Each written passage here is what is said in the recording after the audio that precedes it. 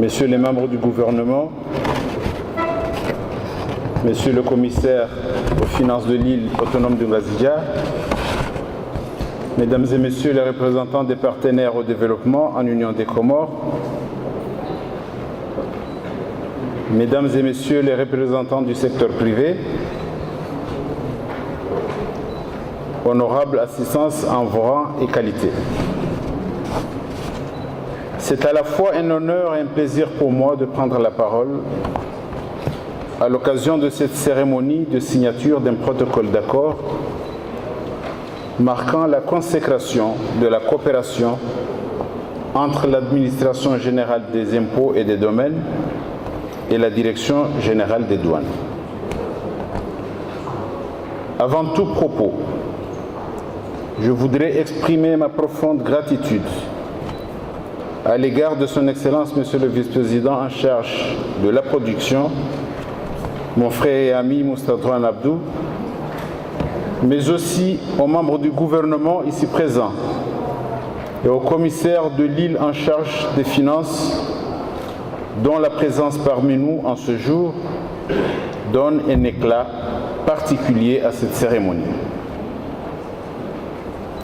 Je voudrais aussi saluer chaleureusement la présence de nos partenaires stratégiques qui, en honorant de leur présence cette cérémonie, sont les témoins d'un événement qui constituera, je n'en doute point, une référence fondamentale dans les annales de nos administrations fiscales et douanières.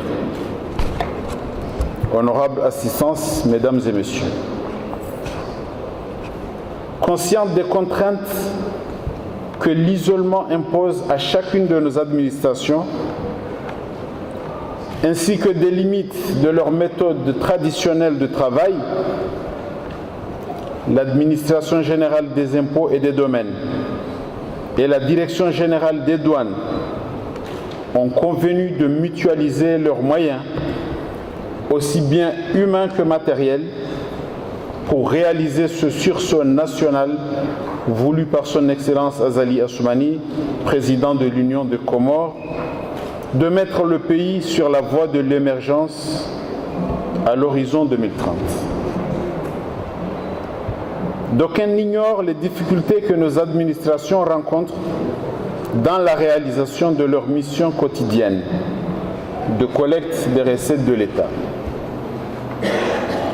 Des efforts ont certes été déployés, tels que la mise en place du dispositif de sécurisation des recettes douanières, mais d'autres encore plus importantes restent encore à faire si l'on veut permettre à notre pays de prendre effectivement sa destinée en main. Aucun pays ne s'est construit avec les appuis extérieurs. Ce sont des appuis qui doivent soutenir une volonté nationale agissante et manifeste. C'est ce que mes collaborateurs et moi nous attachons à démontrer depuis notre arrivée aux manettes de ce ministère. Mesdames et Messieurs, l'innovation est le socle de tout développement. Et le protocole d'accord que nos deux administrations vont signer aujourd'hui est une illustration pertinente de par son caractère mutuel et complémentaire. Mutuel parce qu'il s'agit de mettre en commun des savoir-faire et des moyens techniques jusqu'ici, de mettre en commun des savoir-faire et des moyens techniques qui jusqu'ici ne pouvaient être exploités de façon optimale, complémentaire, parce que jusqu'ici les deux administrations n'agissaient pas toujours de concert. L'avènement de ce protocole d'accord représente ainsi une phase importante de la modernisation de la JID et de la Direction générale des douanes. J'appelle donc à la mobilisation de tous, direction, services, brigades, tous les agents des deux administrations, afin que ce protocole d'accord lance les bases d'une coopération réelle, pleine et entière. Honorable assistance, mesdames et messieurs, cette coopération que nous inaugurons aujourd'hui comporte aussi l'avantage de favoriser l'accroissement des recettes à travers l'augmentation de l'assiette fiscale qu'il va induire. Mais surtout, il permettra de maîtriser le secteur informel et de lutter contre la fraude fiscale. Il s'agit donc d'un outil mis à la disposition de toutes les parties prenantes, État, secteur privé, entre autres, pour leur permettre chacune de mieux s'organiser afin d'être les plus efficaces possibles. De cela, la population pour laquelle nous travaillons tous ne sera que mieux servie.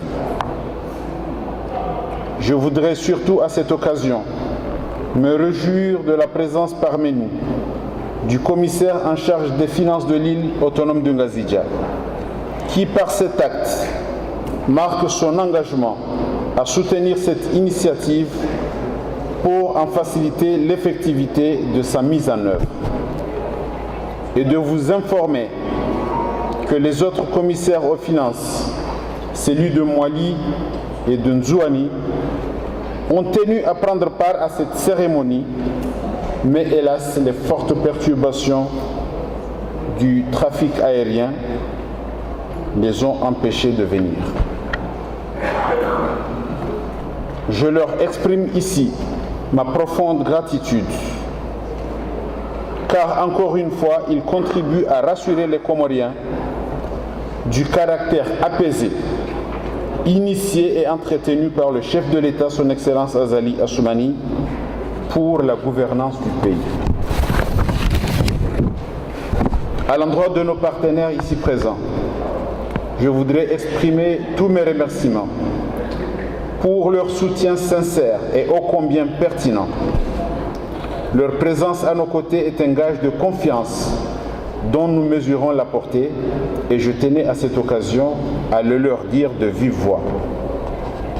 Mesdames et messieurs, à l'heure où le président de la République, en répondant à l'appel du mouvement du 11 août d'organiser des assises nationales pour faire le bilan de nos 42 années d'indépendance, donne le signal du renouveau des Comores, le ministère des Finances, à travers ce protocole d'accord entre ces deux administrations, veut faire sienne l'idée de changement qui s'amorce dans le pays en renforçant ses capacités à se mettre au service des enjeux et des ambitions annoncées. C'est ainsi qu'avant de clore mon propos, je voudrais, au nom du gouvernement comorien, exprimer mes remerciements à l'endroit de toutes celles et tous ceux qui, de près ou de loin, vont œuvrer pour faire de ce protocole d'accord un outil qui permettra d'atteindre les objectifs qui leur sont assignés. Je veux bien sûr parler des deux directeurs généraux, celui de l'administration générale des impôts et des domaines et celui de la douane, et de tous leurs collaborateurs pour la réussite de ce projet.